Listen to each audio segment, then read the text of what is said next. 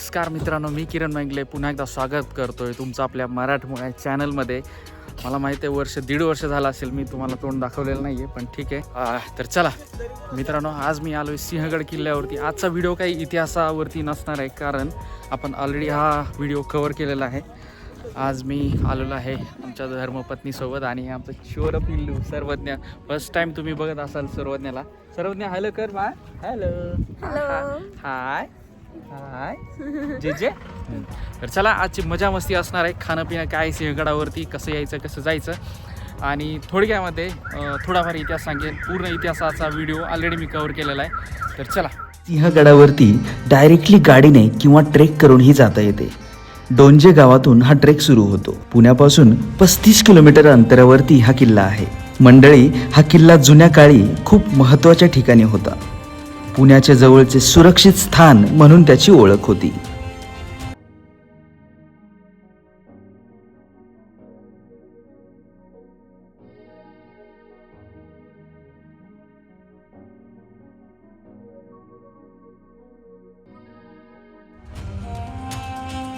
सिंहगडाचे नाव समोर येताच डोळ्यासमोर उभा टाकतो तो तानाजी मालुसरे यांनी केलेला भीष्म पराक्रम. छत्रपती राजाराम महाराज आणि नरवीर तानाजी मालुसरे यांची समाधी या किल्ल्यावरती आहे. काय ती स्वराज्यातील स्वामीनिष्ठता होती. आधी लगीन कोंडाण्याचं, मगच आमच्या रायबाचं, असं म्हणून आपला जीव स्वराज्यावरती ओवाळून टाकणारे तानाजी मालुसरे.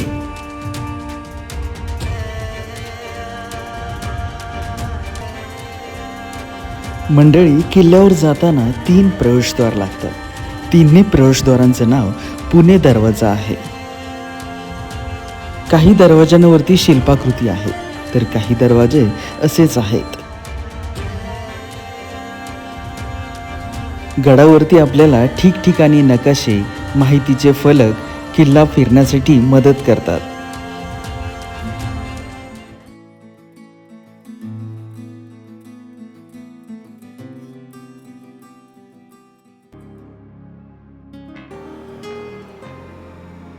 मित्र हो, या किल्ल्याची उंची जवळपास 1213 मीटर इतकी आहे.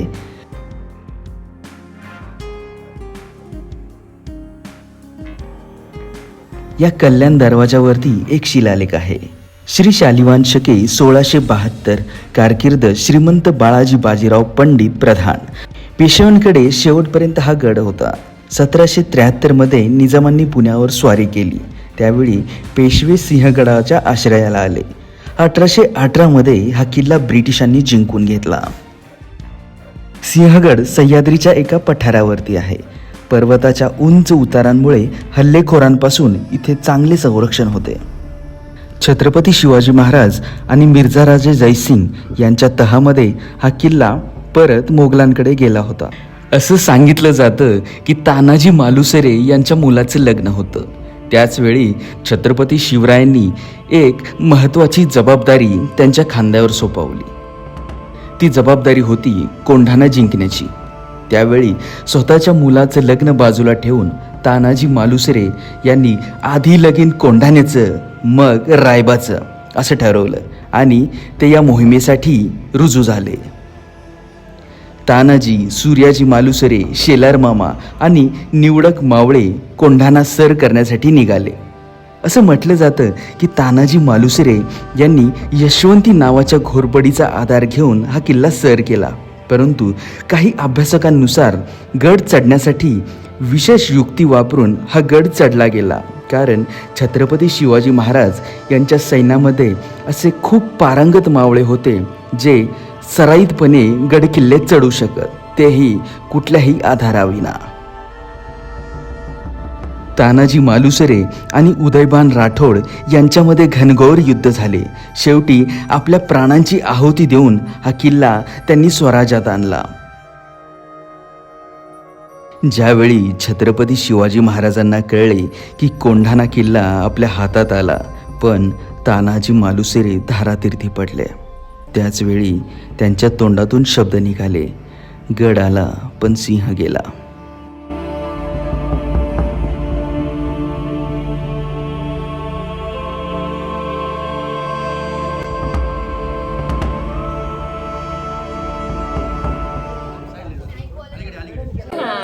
सर्वज्ञ जय कर जय कर जय कर.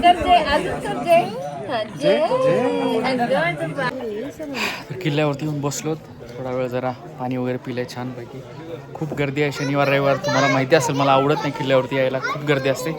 पण आता फॅमिलीसोबत आलो त्यामुळं सर्वज्ञ तिकडे खेळतोय मस्तपैकी किल्ल्यावरती. आम्ही बसलो थोडंसं निवांत. आता बघूया एक एक गोष्ट बघूया, एक्सपिरियन्स घेऊया. त्याची सुरुवात आहे गड किल्ले फिरण्याची, थोडं थोडं दाखवूया त्याला. तो सगळ्या दगडांना जाऊन स्पर्श करतोय, जय जय करतोय स्वतःच जाऊन. भारी वाटते बघायला. हे बघा कुठं फिरतोय. हे सगळं ठीक आहे, पण मी म्हणतो हे कोण हे लोक? मीच येतो. छत्रपती शिवाजी महाराजांचे द्वितीय पुत्र छत्रपती राजाराम महाराज यांनी धानाजी जाधव, परसोजी भोसले आणि खंडेराव दाभाडे यांच्यासोबत वराड खानदेशामध्ये स्वारी केली. स्वारीची दगदग आणि आजारपणामुळे शेवटी सिंहगडावरती छत्रपती राजाराम महाराज यांचा मृत्यू झाला. याच किल्ल्यावरती त्यांची समाधी आहे. ही समाधी अगदी चांगल्या पद्धतीने जतन करून ठेवण्यात आली आहे. समाधीवरती गणपतीचं शिल्प कोरलेलं आहे.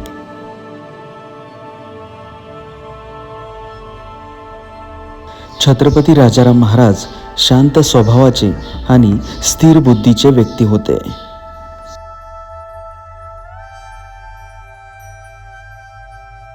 किल्ल्यावरती कोंढाणेश्वराचं एक मंदिर आहे.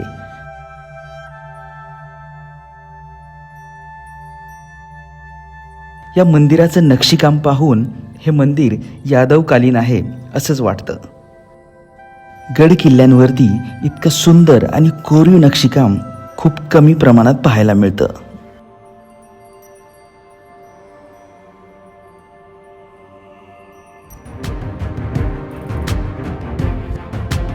मंडळी, हे आहे अमृतेश्वराचे मंदिर. भैरव हे कोळ्यांचे दैवत आहे.